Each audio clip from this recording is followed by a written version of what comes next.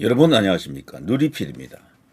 자, 헌재가 탄핵 선고를 과연 하긴 하는가? 한다면 언제인가? 이걸 놓고요. 그야말로 백가쟁명입니다. 예측해보는 것 자체가 무의미할 정도입니다. 그래서 지금까지 이게 빗나간 예측이 도대체 몇 개입니까? 2말 3초부터 시작해가지고요. 2말이면 도대체 언제예요? 그래서 지금 문영배, 이민선이 퇴임할 때까지 선고 없이 나갈 것이다 라고 교착 상태다, 대드락 걸렸다, 이런 어떤 진단까지 나왔습니다. 그런데 그거조차도 뭐 확실한 건 아니죠. 내부가 솔직히 말했어요. 진짜 어떻다라는 것을 100% 정확하게 알고 있는 오피셜은 없습니다. 사실상 합리적 뇌피셜이 어디냐를 지금 찾아봐야 되는 거죠.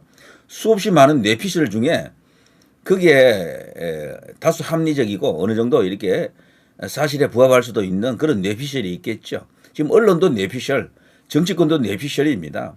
유튜브는 뭐 당연히 더 심한 뇌피셜이죠. 그래서 지금 어떤지 모르고 있다라는 게 사실 제일 맞는 정답인데요. 그렇지만 그 많은 뇌피셜 중에 맞는 것도 있거든요.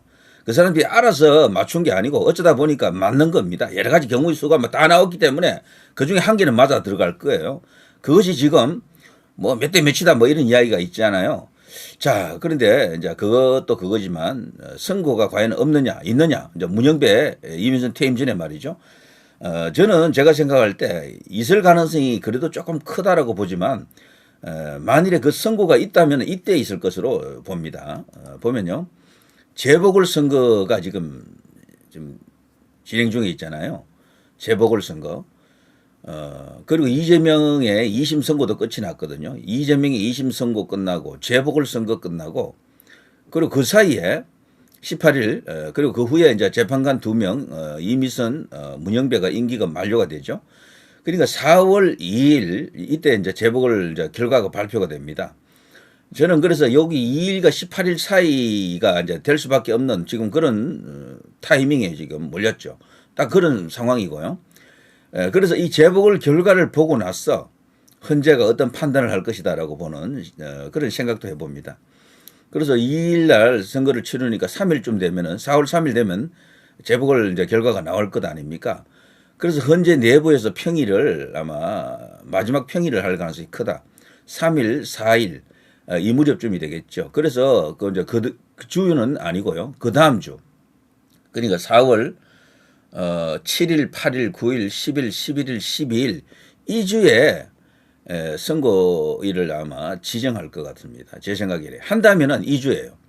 그래서 2주에 이제 지정하게 되면은 금요일을 피할 가능성도 있습니다. 금요일 하게 되면 여기 너무 많은 사람들이 몰려 나올 가능성이 크거든요. 그래서 수요일, 목요일 혹은 화요일, 수요일 이런 날을 잡을 가능성도 있지만 수요일이 가능성이 있겠죠. 그런데 이제 이런 거를 이제 고려해 가지고 문영배, 이미선이가 자기들 퇴임하는 뭐 어떤 주 마지막 주 14일, 15일, 16, 17일 요때잖아요. 전격적으로 요때 화요일, 수요일 정도로 이렇게 할 수도 있다. 할 수도 있다. 보통 집회가 토요일에 이제 일어나잖아요. 그런데 선고일에는 그날이 또 집회일이 되겠죠. 그래서 금요일 하게 되면 너무 많은 사람이 몰릴 수도 있다. 그래서 자칫하면 엄청난 어떤 국가적 재앙이 터질 수도 있다. 뭐 소요 사태가 일어날 수도 있다라고 지금 보고 있는 겁니다. 지금 여든 야든 전부 지금 자기들이 원하는 그림이 나오지 않을 때는 내전이다라고 지금 떠들고 있거든요. 전부 그쪽 양쪽 다 지금 큰 소리 치고 있습니다. 그래서 그거를 이번에는 허투루 들으면 안 될 것 같은 게 심상치가 않습니다. 분위기가. 그리고 이 우파는 보통 내전을 일으키지 못한다라고 보통 알려져 있는데 이번에는 좀 다른 것 같아요. 왜냐하면 젊은 피가 많이 모여 있거든. 이제는. 과거에는 젊은 피가 박근혜 대통령 때는 이렇게 많지 않았어요. 극소수였거든. 그러니까 그런 세력 자체가 없었다고 저 봅니다. 그런데 지금은 달라요. 젊은 피만으로도 몇만 명을 만들 수 있을 정도로 거대한 어떤 뭔가 힘이 생겼어요. 그래서 지금 헌재가 신경 쓰일 겁니다. 그 저쪽은 전체 볼륨은 크지 않아도 젊은 피가 많잖아요. 저기는 민노총도 있고 뭐 정교조도 있고 뭐 소위 행동 조직화할 수 있는 그런 어떤 세력들이 있습니다. 저쪽은 원래 그런 걸 갖고 있었어요. 저쪽은. 그리고 그쪽은 당연히 그 후에 무슨 일을 일으킬지 모른다. 폭동, 뭐 내전, 내란 이런 것들이 진짜 일어날 수도 있는 그런 분위기가 오는 거죠. 그래서 헌재가 판단한다 그러면 금요일은 피해 주지 않겠나. 만일에 그런 걸 알면서도 금요일 하는 것은 의도적으로 뭔가를 유도하는 겁니다. 지금. 그러면 굉장히 위험해요. 정말. 그것이 고스란히 나중에 그 후에 어떤 후폭풍, 그 어떤 결과로까지 이제 이어지겠죠. 뭐 폭도화시키면서 뭐 엄청난 어떤 그런 언론 플레이가 일어날지도 모릅니다. 자, 그런 것까지 고려한다 그러면요. 헌재가 상식적이라면은 저는 금요일은 피해 주는 게 맞다.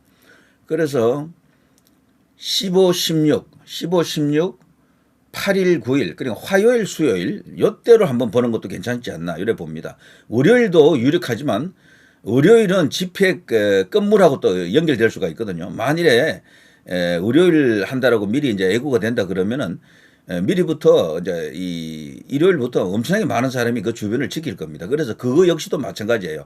화수로 가게 되면은 아무래도 직장 문제도 있고 등등 해서 아무래도 집회 동력이 좀 떨어질 것으로 저 봅니다. 그래서 화요일, 수요일 이런 식으로 생각해 볼 수도 있겠다. 이런 생각이 들죠. 자, 2025년 상반기 재보궐선거가 이렇잖아요. 여기에 지금 4월 2일 날 이제 오후 8시에 끝나는데요. 이 결과도 굉장히 중요한데 이 중에서도 가장 중요한 게 부산 교육감 선거입니다. 그리고 또 하나 이 거제, 아산 이런 선거가 굉장히 중요합니다. 이 중에 말이죠. 구시 군의장 선거 중에 구로구 여기는 사실 국민의힘이 저도 뭐 사실 큰 의미는 없고요. 뭐 아산시 여기 충청도잖아요. 여기 선거도 상당히 중요하고 담양군 김천시 이런 쪽은 결과가 거의 이제 정해져 있으니까 큰 의미가 없는데 거제 이건 굉장히 중요합니다. 구로구 여기는 국민의힘 후보가 없죠. 지금 그래서 자유통일당 후보가 지금 2위 달리고 있는 그곳 아닙니까? 여기서 이제 국민의힘 지지층이 이제 이 자유통일당을 이제 지지하게 되겠죠. 과연 얼마만큼 이제 표가 이제 몰릴지 이것도 굉장히 관심이 갑니다. 그런데 지금 여론조사를 제가 쭉 보니까요. 지금 초비상입니다. 지금 교육감 선거도 그렇고 여기 거제 이런 데도 말이죠. 지금 큰 차이로 지고 있습니다. 큰 차이로. 교육감 선거는 국민의힘 후보는 아니고 보수 후보라 그러죠. 저쪽은 뭐 보수의 반대쪽에 있는 후보 이렇게 되어 있죠. 여기도 보면 1대2 구도입니다. 저쪽 진보라고 하는 그쪽이 한 명, 보수 중도 보수 쪽이 2명 또 이렇게 되어 있더라고요. 근데 놀라운 것은 그 보수 중도 보수 둘 다 합쳐도 지금 저쪽에 안 되는 거야. 현재 이 상황에서는. 근데 둘이 합치면은 부산에서는 역전할 수도 있지 않겠나 이런 희망이 있습니다. 반드시 여기는 이겨야 됩니다. 교육감 선거 여기서는. 여기 지면 이 헌재로 하여금 뭔가를 이게 판단하게 하는 그런 결정타가 될 수도 있습니다. 이거는요. 거제 역시도 마찬가지입니다. 아산 역시도 마찬가지입니다. 이걸 만일에 제가 이제 이 좀 끔찍한 상상입니다만 전부 민주당 쪽 저쪽 이제 좌파 쪽이 다 가져가 버리면은 상당히 이제 힘들어진다라고 볼 수 있습니다. 자, 그래서 이런 것까지도 좀 고려해서 지금 저들이 이재명의 2심 선고도 보고 그리고 이제 시간을 뚝 뛰어가지고 냉각기를 거치는 거죠. 냉각기. 그리고 이제 재보궐선거 이걸 이제 보는 겁니다. 진짜 여론조사가 수도 없이 많이 나오잖아요. 근데 그 여론조사보다는 선거가 더 그래도 그 신뢰도가 높잖아요. 어쨌거나. 여론조사 중에 가장 큰 여론조사가 선거거든요. 이제 그걸 통해서 국민의 뜻을 저들이 이제 보고 있다라고 이제 볼 수가 있습니다. 그래서 이번 이 재보궐선거가 굉장히 중요한 선거지요. 예전에는 그 강서 저 구청장 선거 하나로 이제 판이 뒤집어졌잖아요. 그때부터 국민의힘이 완전히 그냥 추락했는데 이거는 그보다 선거가 더 클 수도 있습니다. 어떻게 보면 선거 규모도 크고요. 그래서 이런 것들이 헌재의 타임테이블에 올라가 있지 않았겠나라고 저는 개인적으로 보는 거죠. 그래서 이제 이 선고하지 않는다면은 뭐 4월 18일 이후로 문영배 이미선 퇴임 이후로 가겠지만 퇴임하기 전에 한다면 이것까지 보고 결정하려고 했다.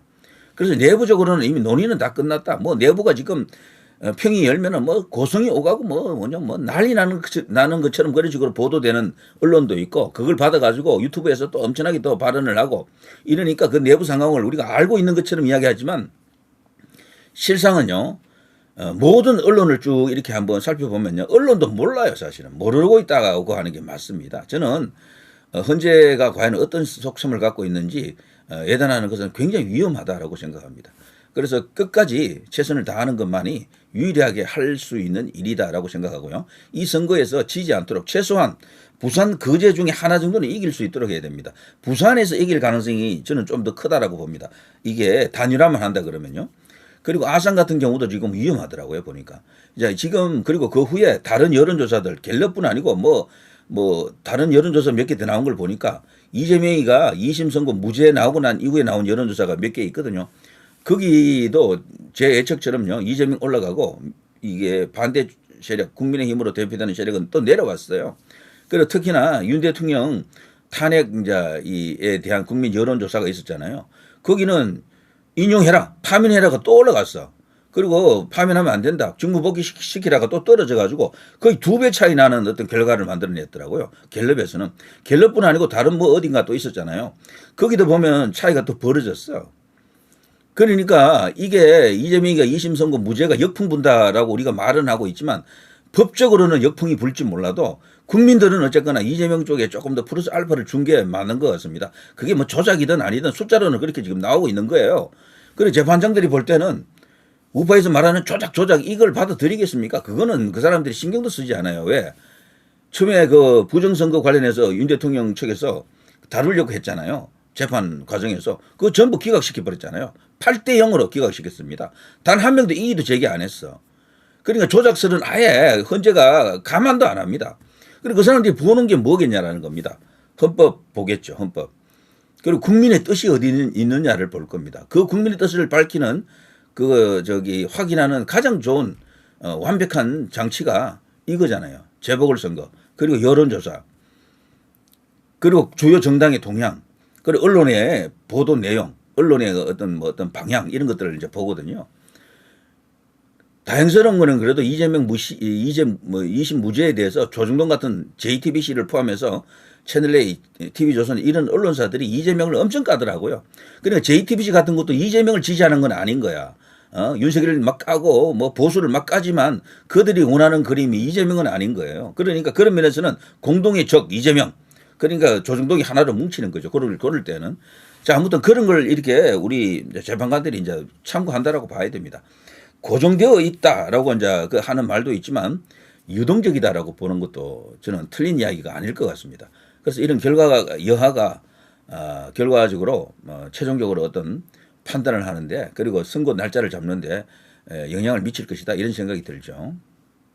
자, 인도하겠습니다. 누리 PD 김준희였습니다.